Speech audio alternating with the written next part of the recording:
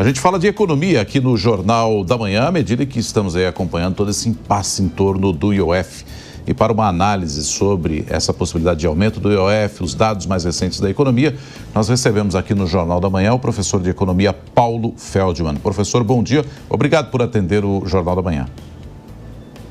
Bom dia. Eu aqui tenho que agradecer a oportunidade que vocês me dão de falar para os espectadores da TV Jovem Pan. Muito obrigado. Queria começar com a questão do IOF, professor. Essa discussão que para muita gente, para muitos dos seus pares, inclusive, foi uma ação que acaba desvirtuando o papel do IOF, que não teria uma finalidade arrecadatória.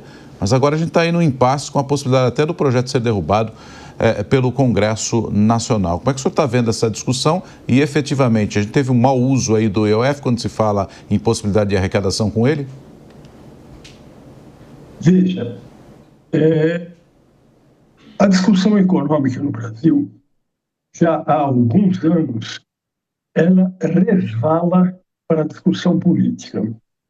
Então, nós temos que tomar muito cuidado quando discutimos temas políticos, porque eles estão impregnados quando discutimos temas econômicos, porque eles estão impregnados da visão política de quem fala.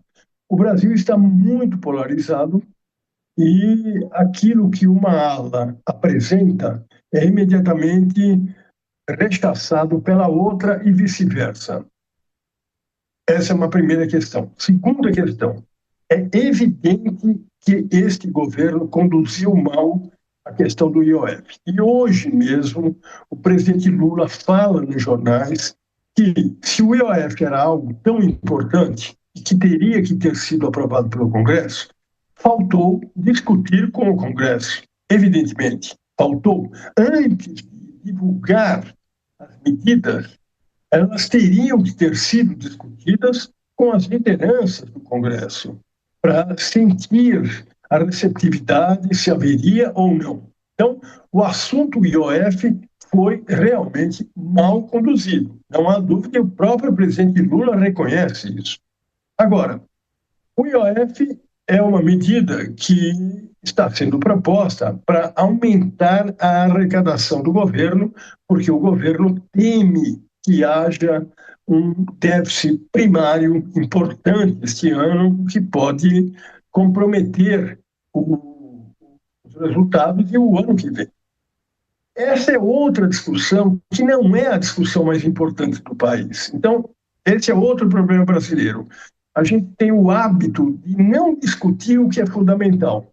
E a gente fica discutindo aquelas coisas do varejinho, que não são importantes. Por exemplo, o que é fundamental hoje no Brasil? Veja, este governo agora, neste ano, vai pagar de juros, mais de R$1 trilhão. Nós estamos com essa taxa de juros altíssima, 14,25, que vai para 14,75. Isso gera um gasto do governo de cerca de R$1 trilhão. Então, é aí que está o problema central. O IOF ia melhorar a situação do Brasil em 80 bilhões. Mas 80 bilhões frente a 1 trilhão é muito pouco. Então, o que nós precisaríamos efetivamente mexer é nas taxas de juros. As taxas de juros brasileiras, se você comparar com taxas de outros países, e isso é divulgado semanalmente pelas revistas internacionais, a taxa de juros brasileira hoje é a mais alta do mundo. Por quê? Ela tem que ser confrontada contra a inflação. Nós temos, então, uma taxa de juros de 14,75 por uma inflação de 5%.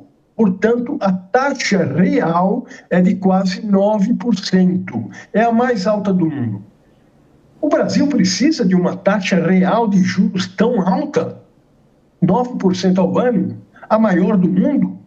Então, é aí que tem que se mexer. Nós temos que fazer um esforço, e é claro que isso não é fácil, porque há várias forças envolvidas que influenciam. E essas forças não são simplesmente forças do governo, forças do legislativo, são forças do mercado. O mercado tem um poder muito grande no Brasil, instituições financeiras, os rentistas, que querem taxas de juros muito altas.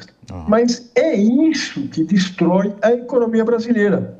E o que é pior, mesmo com essas taxas de juros muito altas, que foram usadas, têm sido usadas como argumento de que com taxa de juros alta isso arrefece a economia, as pessoas vão consumir menos, não tem acontecido. As taxas estão altas e o consumo do brasileiro continua também muito alto. Então, veja, não funciona no Brasil você ter taxas de juros tão altas. Nós poderíamos diminuir essas taxas para que elas fossem iguais a qualquer outro país civilizado do mundo. Por exemplo, os Estados Unidos têm uma inflação em torno de 4%. A inflação é 5%.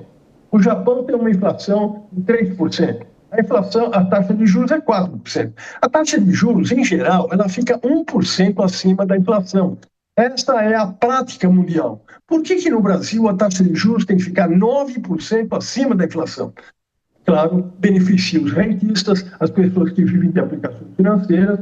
É claro que elas são muito fortes, elas têm um poder muito grande de ação, tanto sobre o governo quanto sobre o Congresso, e isso acaba levando a essa situação. Mas então, 80 bilhões de economia que o IOF traria, se fosse aplicado na forma que o ministro Haddad propôs, não é algo tão relevante quanto uma diminuição pequena que fosse da taxa de juros. Claro que diminuir a taxa de juros não é função do ministro da Fazenda, é função do presidente do Banco Central. É isso. Professor, muito obrigado pela entrevista aqui. Ou seja, temos que mudar o foco daquilo que é realmente efetivamente importante para a nossa economia. Paulo Feldman, muito obrigado por atender a Jovem Pan. Bom dia ao senhor. Eu que agradeço. Muito obrigado.